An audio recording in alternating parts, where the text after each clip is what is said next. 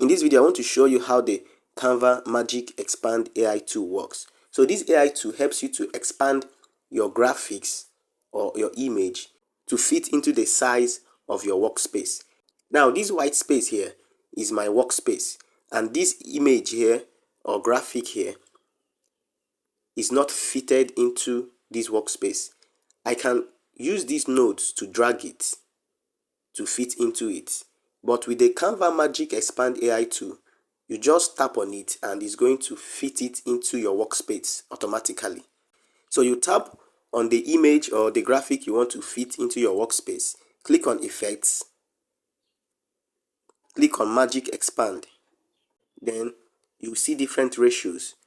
So supposing I want it to expand to this ratio, 16:9, I'll just click on it and click on Magic Expand. So it's going to bring out different results. You select the one that best suits you, like this, and you click on Done.